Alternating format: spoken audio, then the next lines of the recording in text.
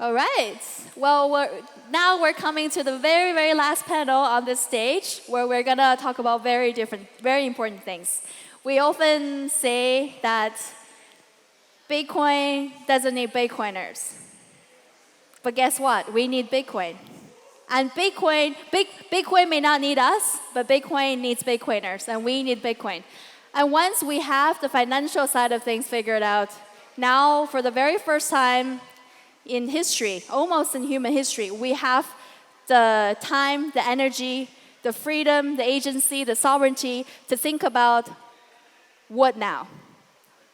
We have the financial aspect, figure out what else can we do with our energy, with our time, to better ourselves, to become the people we're supposed to become, to go after our dreams, to fund our dreams, to go inspire ourselves and others. So how can we adapt Bitcoin ethos to better ourselves, to have more understanding of who we are, what are we supposed to do here, how can Bitcoin become the tool that help us achieve our dream?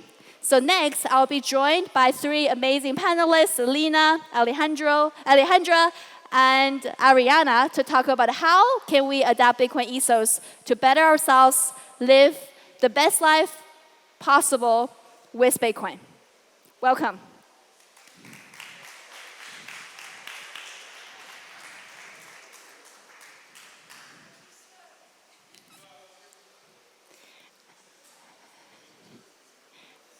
All right. Thank you a lot for joining us. Very last panel, thanks for coming to join the discussion of how can we live better lives as Bitcoiners. And before we dive into this deep topic, let's hear a brief self-introduction from our panelists. Can we all each give a self-introduction of who are you, what's your name, what do you do in the space, and then we'll get started. Hello. My name is Alejandra Guajardo. I was Miss Universe El Salvador 2022, and I wore the Bitcoin costume at Miss Universe as my national costume. I decided to wear that because El Salvador is Bitcoin legal tender. And when I told the designer that I wanted to be about Bitcoin, he told me that Bitcoin didn't represent us. So after that, after Miss Universe, I decided to start doing classes in public schools about Bitcoin, so Salvadorans can start learning how money works and why it's important to start using Bitcoin, because here in El Salvador, most of the people that use Bitcoin are the foreigners. So basically, I started with that, and also I started to grow my own organic food, and I saw that Bitcoin and what I was doing 10 years ago of growing my own vegetables and fruits was the same, being self-sufficient in your food and being self-sufficient in your economy with Bitcoin.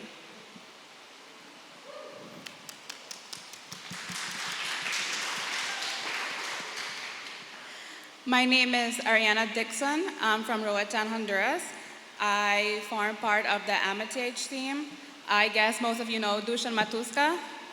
He's my boss, but not really, I'm his. And we do Bitcoin education in Honduras, and we also do Bitcoin mining in Paraguay and Ethiopia, and that is how we fund the education that we do in Honduras. We do it completely for free for the kids. We have a huge Bitcoin center there, and we have a Bitcoin ATM where people can buy and cash out Bitcoin. And we have a small Bitcoin community that we started, and we're starting a Bitcoin circular economy there. And we have over 60 businesses that are accepting Bitcoin. So I am very happy about that. Hi, I am Lina. I make Bitcoin comics with the little hodler. I make Bitcoin plushies with the little hodler.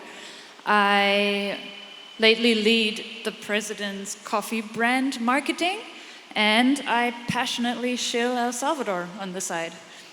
That was much shorter than everybody else's. That's it. Yeah, we have a great panel going on here.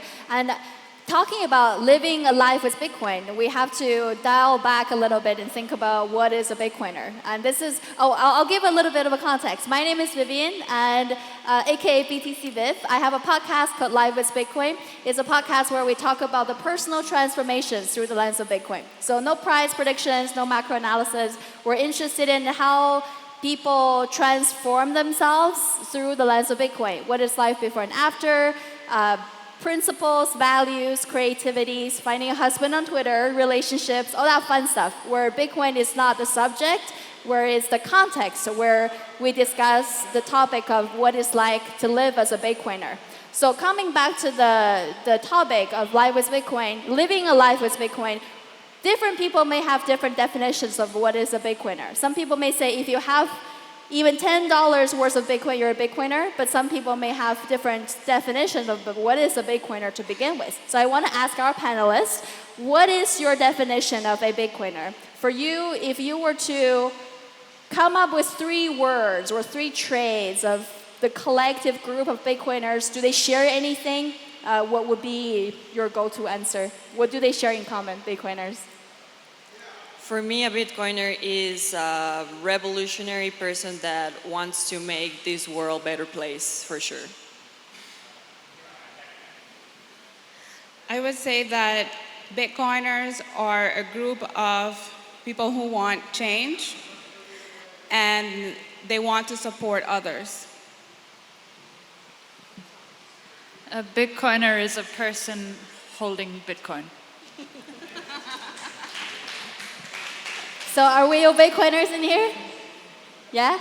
And there's so many, when we start to think about Bitcoin and started to look at our lives differently, one thing I've noticed talking to all the Bitcoiners I've met personally is that everybody would agree on the statement that Bitcoin has changed my life. Who disagree with the statement that Bitcoin has changed my life? Who agrees? Okay, who agrees that Bitcoin has changed my life? Yeah?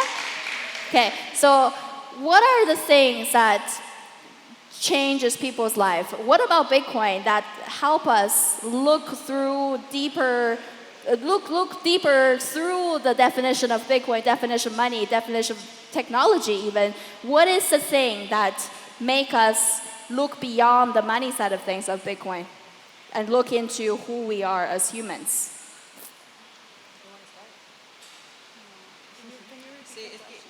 So what are some of the key Bitcoin ethos you find interesting that not only apply to how you think about money, but also apply to how you think about life, yourself in general?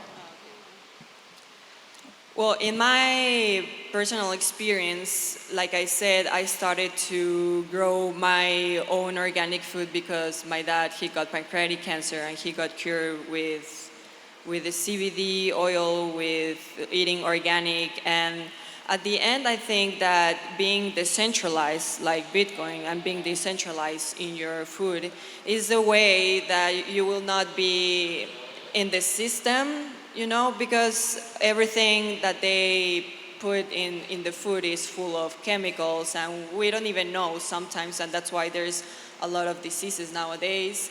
And I think going to the other way, to the freedom path, I think it's the way. So if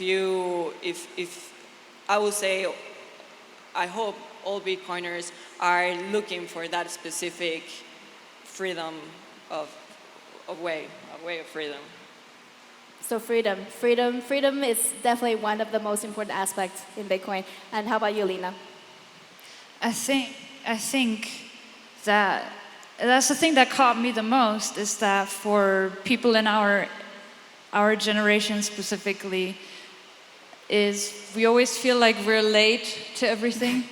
We're like too late to everything. We're too late to benefit from the economic boom of the previous decades. We're too late to like buy early into the early internet companies and stuff. We're too late to buy a house.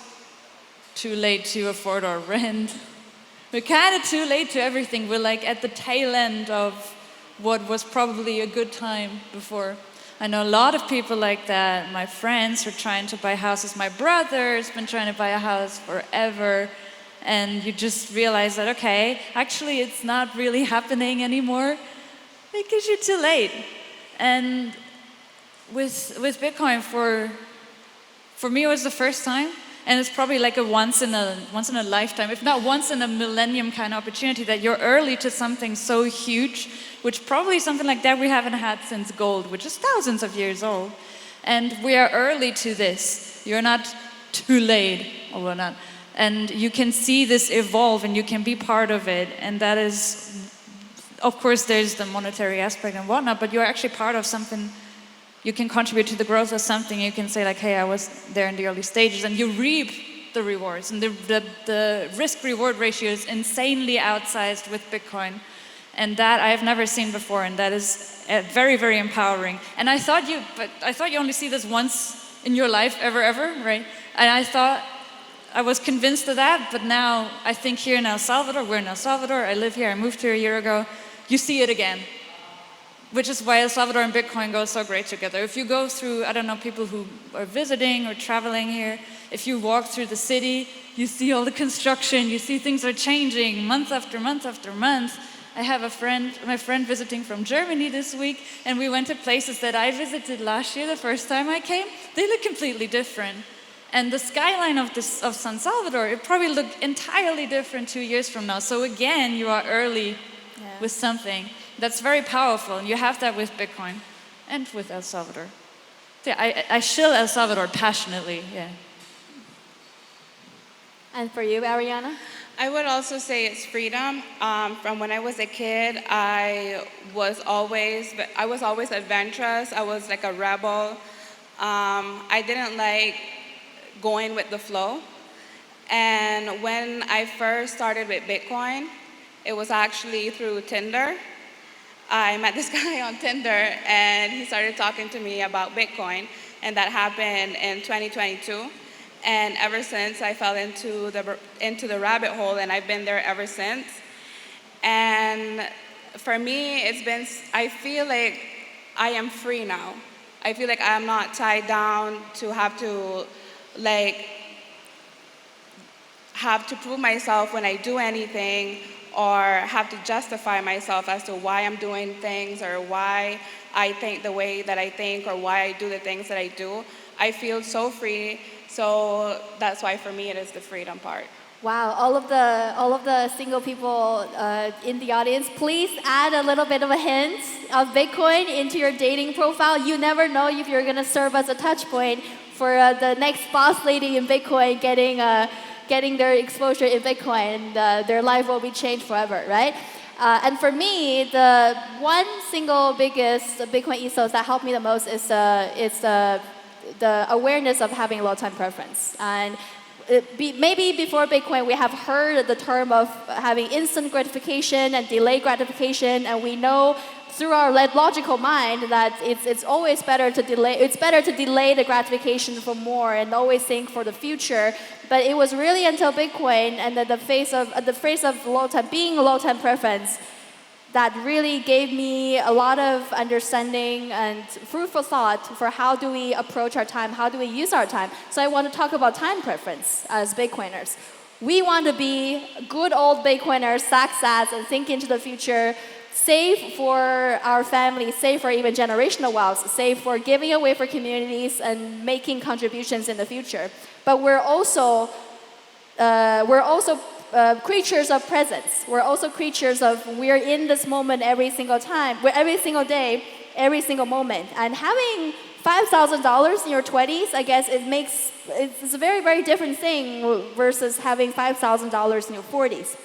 So I want to ask our panelists, you are world travelers. You are Bitcoiners who take a leap of faith, invest in your net worth, and maybe trying all different initiatives without knowing if it's going to work or not. And all of these things require financial resources, require your time, require your energy. So how do you personally balance, when do we be a good old Bitcoiner, stack sats, and not spend, versus I'm going to spend my money today and invest in something that I find important? How do we balance living in the moment, living in the now, versus having low time preference in our decisions that we make? Who wants to start? Yeah, go for it. For you to keep moving it away from me. Oh, no, I'm sorry. No, I'm kidding. I think low. So we joke about this in the Bitcoin space that you shouldn't buy stuff. You should stack sats instead and whatnot. It's a joke, right? But jokes are half true. So I always worry that you would deprive yourself of something because you want to build up a massive Bitcoin stack to at day X or value X, then you will suddenly be able to have this very rich life or whatever that means, right? It means something else for everybody, but the thing that's important, I think, is low time preference. I think, well, low time preference means delayed gratitude, right? You accept delayed gratitude and you make some compromises in the present day, but hodling your Bitcoin to the grave is not delayed gratitude, it's like no gratitude. So I think it's very important to make yourself aware of that. And I see low time preference as the idea of working on yourself and on towards your ambitions, towards your dreams, your goals, your purpose, whatever that is for you. We have a saying in German, it translates literally to no master has fallen from heaven. From the skies, right? So it means that low time preference means you make a long-term effort so that you become the master of your craft or whatever it is that drives you, that you want in your life. And that takes time and effort, be it for your health, like going to the gym, learning an instrument, building a company, all those things. That is low time preference. Your money should be the tool to make that possible. It should not be the object of your low time preference. Yeah. It should not be, at the end of my life, I want 50,000 Bitcoin, but it should be, I want this certain value, I want to have achieved this certain purpose, whatever that is. Right. And my Bitcoin aided me in that. Yeah. So I feel like that's a good way to structure your low time preference. And in that sense, I spent a lot of money on travels and on stuff, but like, no offense, Bitcoin can't hold a candle to the experiences and to the values I got from that. So I'd happily spend my Bitcoin on that, which doesn't mean like spend all your Bitcoin and buy a Lambo. It just means, set your priorities. Right? It's okay. I believe in spend and replace. So I know I shouldn't say this as a Bitcoiner, but if I see something and I like it, I want it, and I get it. So she gets me in the back there. So once I set my eyes on something, I'm gonna get it. So I don't mind spending Bitcoin as long as I know that it's helping a circular economy. And I think as Bitcoiners, if we want that to happen, if we want to be able to pay for electricity, our groceries, everything in Bitcoin, we have to be willing to spend it so that we can encourage the businesses to accept Bitcoin and start that circular economy everywhere we go. So I do hodl. I even have the hodl tattoo here on my arm. Can't see it because I have my jacket on. But like, see, just now, I literally just got this tattoo, this lightning tattoo, like 10 minutes before I had to get on stage. And that was like super last minute. And I paid for it with Bitcoin. So, just all about supporting the circular economy so that it can keep growing and growing and growing. Well, I live here in El Salvador. I pay my rent with Bitcoin, and I do like to spend my Bitcoin when it gets high, of course. I don't have any attachment to money or feelings or emotions or anything. I know that all things come and go, anything is permanent, so I just enjoy, if I like something, why not, And also, I know that Bitcoin is gonna go up, in every time. So, well, I live here, so I need to spend my Bitcoin. Right. Well, that's El Salvador is the place to be if you want to spend your Bitcoin, and we are all guilty of not having enough opportunity to spend. So this is really the really good place to be. And when it comes to low time preference, we really have to develop a new relationship with time when we are starting to incorporate Bitcoin ethos into our lives. And of course, as Bitcoiners, we actively try to orange others, actively trying to share what we believe to our loved ones. And we are interacting almost on the fringe of two worlds, talking to Bitcoiners and making soul-level connections, but at the same time, talking to pre-coiners, no-coiners, trying to orange pill the world through our own little efforts, so through our own effort every single day. So I want to ask our panelists, what is the difference? What are some of the differences you see between Bitcoiners and no-coiners? Like, do you see people when they don't have Bitcoin, where they don't get Bitcoin? Like, what do they have any commonalities? Like, why do you think? What is a trigger that can help people understand Bitcoin? What I say to the kids when I go to the public schools is, so 10 years ago, there was these two brothers. The two of them had $1. One of them put the $1 in the piggy bank and the other one in Bitcoin. 10 years later, the one that got the dollar in the Bitcoin can buy a car, and the other one cannot even buy a Coca-Cola, you know? Yeah. So I explained these very easy examples to my friends that doesn't have Bitcoin, don't understand Bitcoin, how money works, and how at the end, all the things are gonna be more expensive, the money is gonna be lower, but Bitcoin is always gonna go up.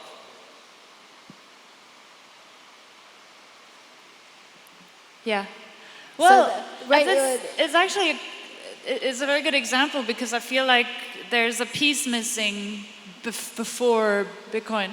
Let's say, where you're like, well, yeah, everything's getting more expensive, but I'm not sure why. You're not sure why because you're not supposed to know why. So I remember how we were taught about inflation in school, which is not at all, which is on purpose. So there's this elephant in the room. You're like, okay, why is my life getting worse? You know, and it's not something that you're necessarily meant to grasp. And once you understand why that's happening, you'll be much more open to. You'll even understand it through Bitcoin, most likely. So then, that's where you change your mindset, and that's where you change your perspective of things. And it's a much more hopeful view, because you realize, okay, I don't have to actually put up with this. With the government-issued currencies, you do have to put up with it. You cannot escape it unless you use Bitcoin. So Yeah, totally. I always tell people that if they don't see the problem, then they won't understand the solution. Because for me, Bitcoin is a solution, but if you say, oh, well, I don't see that there's an issue, then, well, I can't give you the solution for your problem. But I like to always recommend this book, The Hidden Cost of Money by Seth Bunny.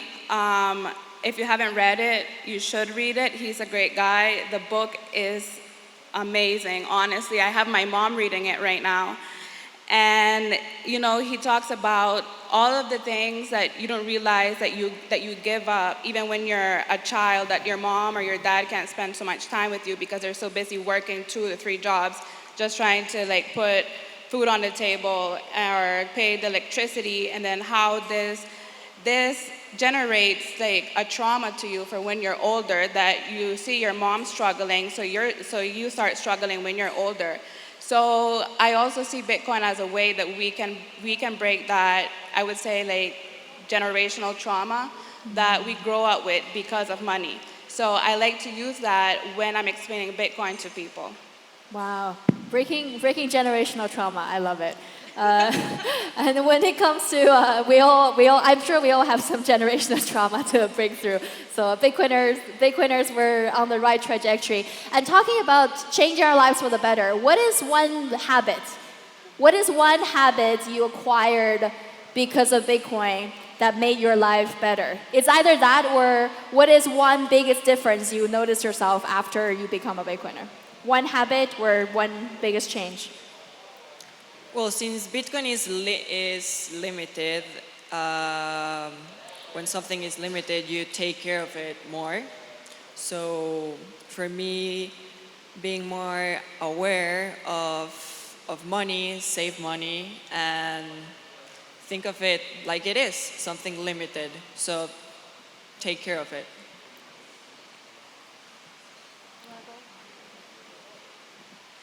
A habit of mine, I would say, is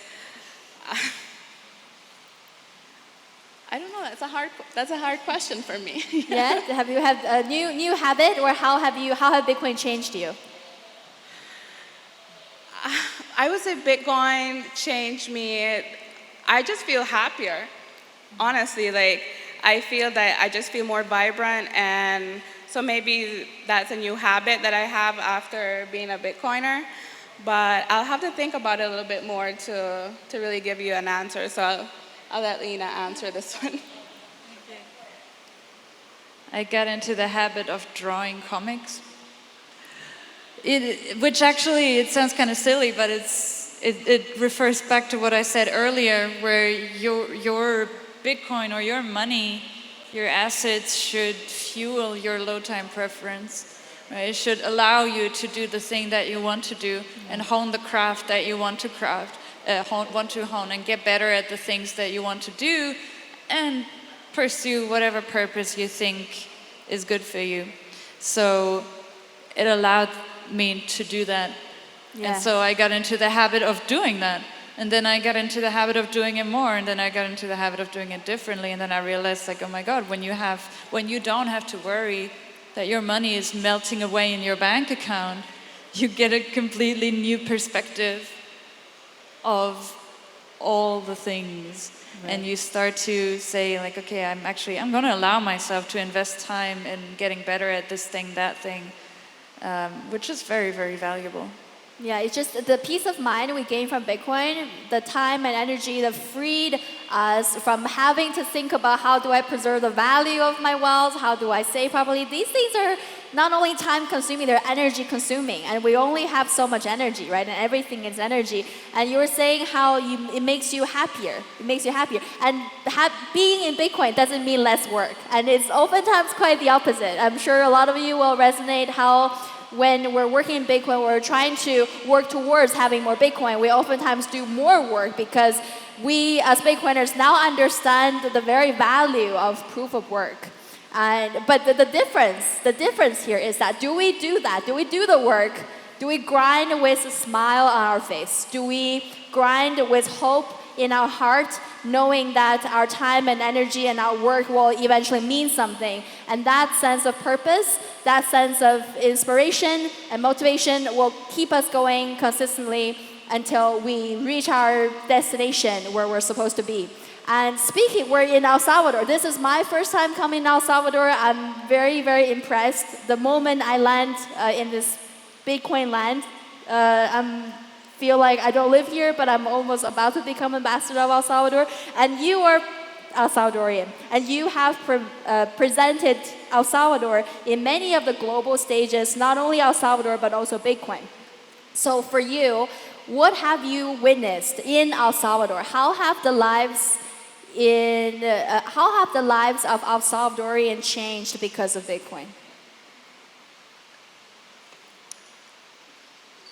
What I have witnessed is that kids, they are more aware of how they need to save their money, Yes. how money works, and why they should start staking Bitcoin and not spending their money in things that doesn't matter in life, and also changing their fiat to Bitcoin.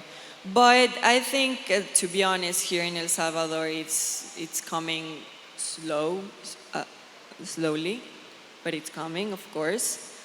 But Salvadorans, a lot of them, they still don't understand that well because of the lack of education.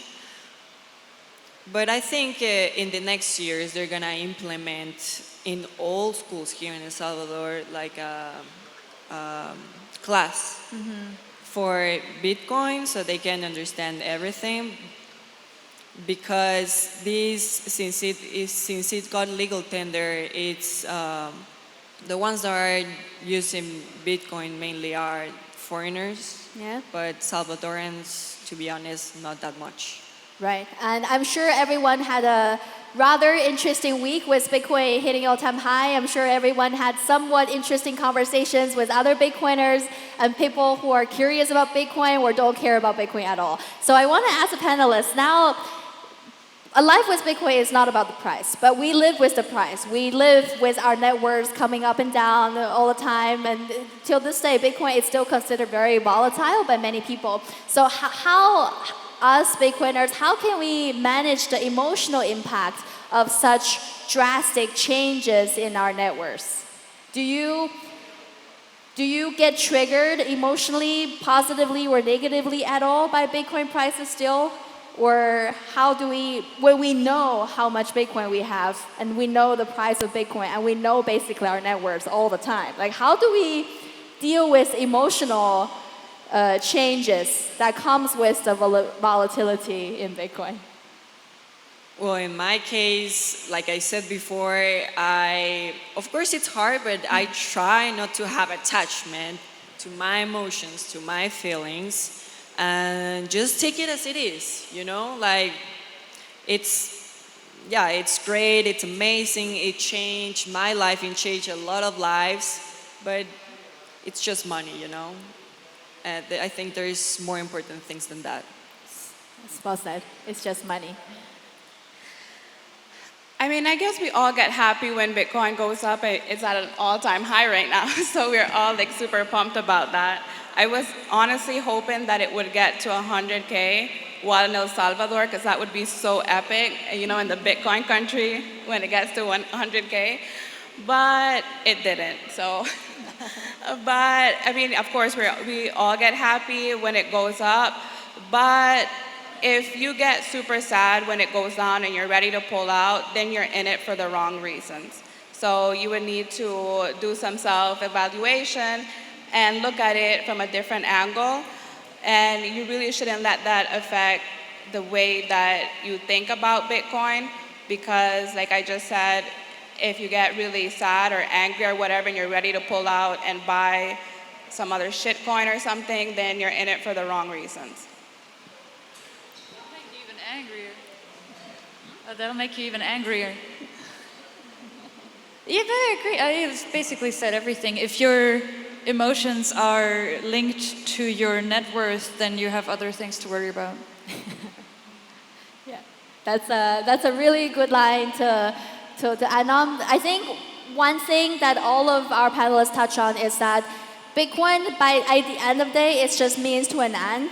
And we see Bitcoiners sometimes are so focused on stacking sats, and they don't own a chair and they're proud of it. But personally, I think they're kind of missing they're missing the point. What we're doing here, we're here going through this experience called being human, humanity, whatever, and we need money, we need resources to really fulfill our true purpose. And I want to encourage everyone to spend your Bitcoin not only on pupusas, not only on cocktails, but also on investing in ourselves. What do I want to do today to better ourselves? What do I want to learn next? And what book do I want to read next? If I want to start making music, I may invest in getting a proper microphone. I may invest in getting a keyboard. The point is to use Bitcoin as money, and money itself is a means to an end too. And it's really the time for us, increasingly so, to invest in the money we have to fulfill our dreams. But before we know what our dreams are, we need to understand who we are. And that takes a lot of self-reflection, that takes a lot of working through our traumas and to really break through that generational trauma. Either it's from your immediate family or from your country's history. And it is already hard enough. For the very first time, we as humans have a money that is so sound that can finally empower us to do what we're supposed to do here. And at the end of the day, without the financial aspect, a life with Bitcoin is worth living. And I'm glad that we're the very last panel of this stage, because I think the reminder here is that there is a life beyond Bitcoin. And I think this is where we'll end this panel. Thank you so much for joining us to talk about how can we better ourselves with Bitcoin ethos. Great to see you, everyone in Adopting Bitcoin El Salvador. I think it's karmic. We shared this moment together, and I'm so happy to share this conversation with our great panelists and every one of you, and enjoy the rest of the time in El Salvador. Thank you so much.